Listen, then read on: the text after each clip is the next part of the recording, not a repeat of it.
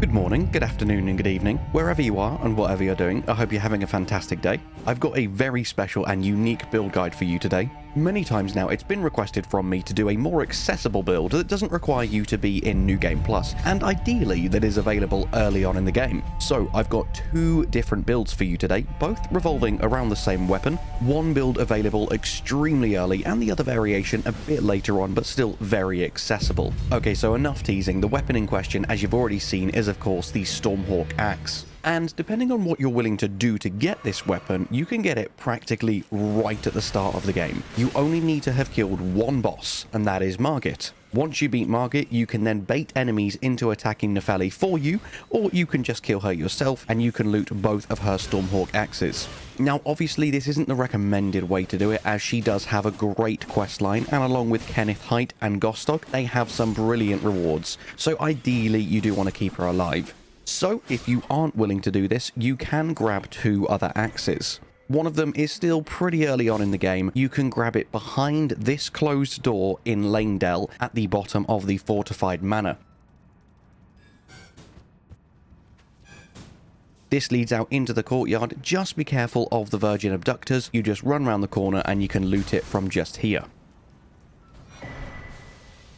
And then you can grab a second one just after the mid-game on a balcony here in Castle Sol in the mountaintops of the Giants. So, as you'll probably only be running with one Stormhawk axe early on in the game, let's first talk about this build. And it's actually probably my preferred of the two anyway, because it makes a lot more use of the Ash of War, which is extremely overlooked and ridiculously powerful, especially against enemies with slower movesets. Firstly, let's talk about this axe a bit more generically and give you the tips that will apply to both builds in today's video. For a Somber Stone weapon, it doesn't have the best scaling in the world, but trust me, this is offset by many other brilliant things about this weapon. So at base upgrade level, it has a D scaling in both strength and dex, and once that's at plus 10, it has a C scaling in both strength and dex. So the scaling on the surface doesn't look great, but the good thing about that for you is it means this is viable even at very low levels, because most of the power comes from the weapon skill and upgrading the weapon rather than needing to rely on your own stats.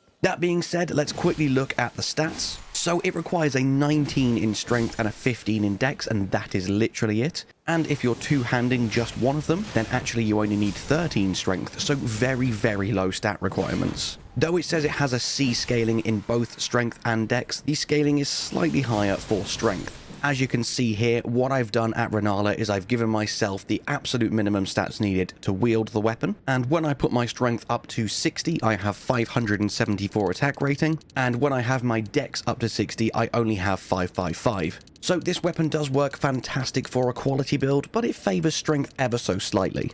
That being said, if you are planning on two-handing one of these axes, as we'll be doing for the first of today's two builds, then I suggest having your strength no higher than around 60, and probably around the same for dexterity as well. Because don't forget, when you two-hand the weapon, you get a virtual 50% increase to your strength, so that 60 will become 90. And then once you get a few other stat bonuses from here and there, you can very easily max out your strength at 99. This way, it leaves you with an extra 39 stats to play around with that you can then put into things like Vigor and Endurance. And if you are using a purist quality build with no intelligence, faith, or arcane, that means you can pull this off at a very low level because it requires such low stat requirements to use efficiently. I'm just showing you the absolute end game here. Now that you know what stats you want to use, let's get into the actual first build. So, by whatever means, you now have at least one Stormhawk axe, and we can start using it to melt practically everything in the game. This build is going to be focused around the use of the Ash of War Thunderstorm, which surprisingly doesn't scale with a few of the talismans that you'd think it scales with. So at the end of this section, I'll show you which talismans and which physics you should use. First, let's talk more about the Ash of War itself. In recent patches, it's been significantly buffed. The animation is quicker, the buff applied to your weapon every time you use it now lasts twice as long, and the attack power of the effect that is granted to your weapon has been increased from 85 lightning damage to 120. So this is truly fantastic early game because it adds a base 120 damage to every single swing. A few sources online tell you that this damage is increased by dexterity. Don't listen to them, that information has been proven false. It also doesn't count as consecutive attacks, therefore talismans like the Winged Sword Insignia and Millicent's Prosthesis don't actually increase it. However, the ways in which this weapon is so strong, as you can see, is this weapon skill just does ridiculous amounts of damage. And because the weapon scaling is so low, pretty much all the damage you're seeing here can be done as soon as you get this weapon to plus 10. And it is very, very easy to get one of every single Somber Smithing Stone right at the start of the game, most of them before you even need to fight a boss. This weapon skill hits so many times, and it does an insane amount of damage with every single hit. You just need to be careful because you are locked into the animation for the duration of the first 3 swings, then the next 2, and then the final 2. So there are only 2 points where you can cancel out of this before you then get stuck into the next part of the animation. So just take that into account when fighting enemies that aren't as staggerable and might counter you.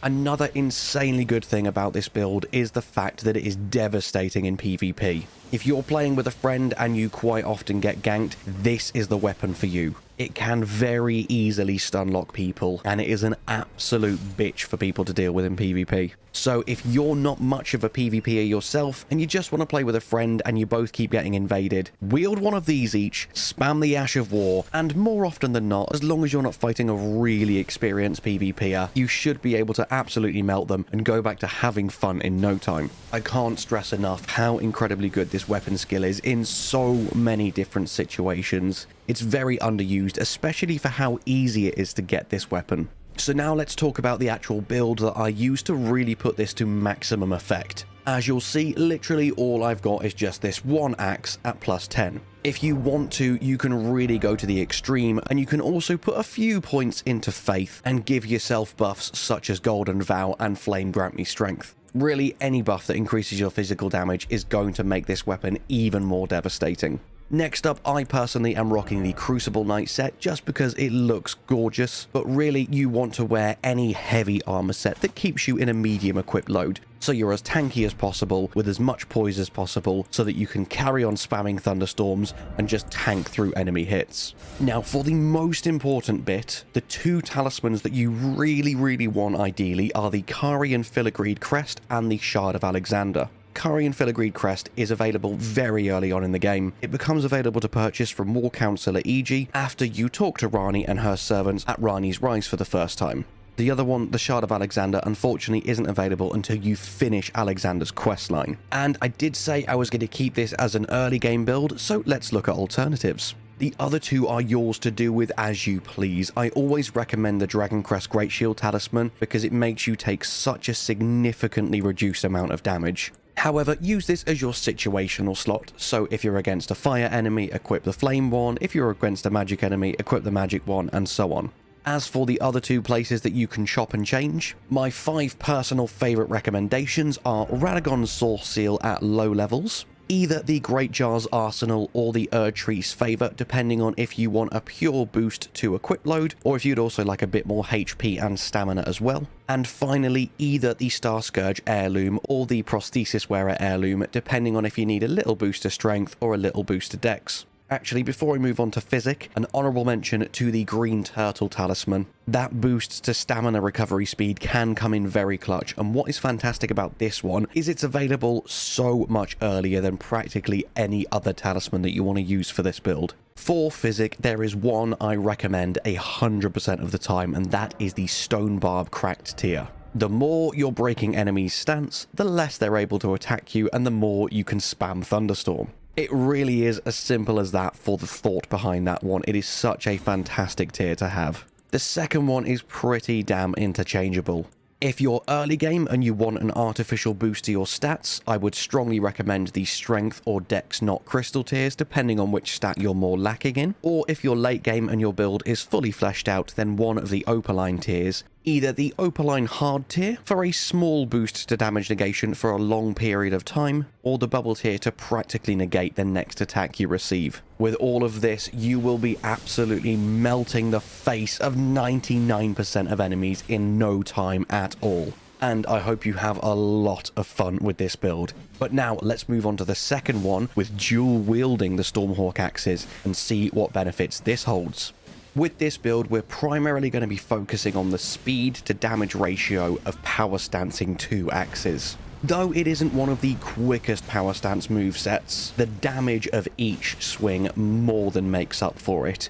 It is a 7-hit combo, it comes out pretty damn fast, and it synergizes so well with anything that increases your damage for consecutive swings, and we'll talk about that more when we come to the actual build. Again, if you're willing to murder Nepheli, you can get 2 of these right at the start of the game, and probably not for your first playthrough, but at least once I'd recommend doing it because it makes you feel like a god having 2 of these so early on.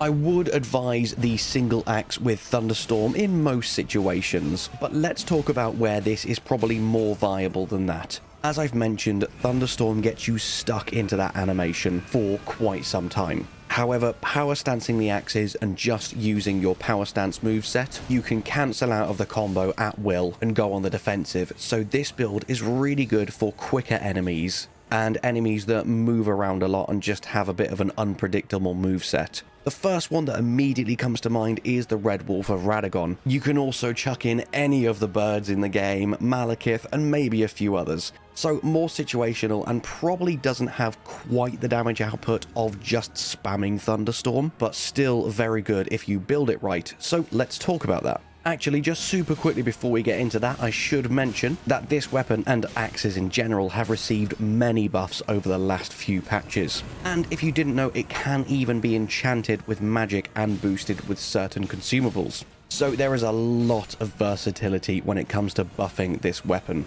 As you can see, it is devastating. It just melts enemies. Let's just appreciate how powerful this weapon is in so many different situations. Using it by itself and spamming Thunderstorm, or even like this, and just chaining together swing after swing with its glorious power stance moveset. And something I haven't even touched on in this video, but it's even pretty damn good to use with a shield for guard counters, because recently the stagger damage of Axe's guard counters has also been increased. Anyway, enough swooning over the axe, let's finally look at exactly how you should build it. If you want to absolutely max out the damage, you will actually need 99 strength because you're not two-handing it, but honestly you really don't need to go above somewhere between 60 to 80. So the first talisman that you absolutely want is something that's going to raise the attack power of successive attacks. Whether that be the Winged Sword Insignia, Millicent's Prosthesis, or ideally the Rotten Winged Sword Insignia for completing her questline. Next up is the godly Dragon Crest Great Shield Talisman. I advise it in every build because it just makes you so much more tanky. Obviously, you can switch that out situationally depending on the negation you need, depending on the enemy you're fighting. And the other two are very customizable. The Star Scourge Heirloom is fantastic in this build because more strength is always a good thing, or at low levels swapping that out for Radagon's Scar Seal as I mentioned with the previous build. And finally, again, any combination of the Great Jar's Arsenal, the Erdtree's Favor, or the Prosthesis Wearer Heirloom are all going to be fantastic. And one more I don't show off because I've only just realized how good it could be is also the Bull Goat Talisman. Having that increased poise so that you're far less staggerable and you can just wail through enemies' attacks could be absolutely amazing for this build. And finally, for the physic, again, I cannot recommend enough the Stone Barb Cracked tier. And for this one, it seems like a no-brainer because you're always going to want more strength to do more damage, so the Strength Not Crystal tier fits perfectly. And that is it, my friends. That is how to make the most out of this insanely overlooked weapon. I hope you enjoyed and I hope you have fun with your next build. And as always, all that's left for me to say is thank you so much for watching. I hope you have an amazing day and I'll see you in the next one. Bye bye.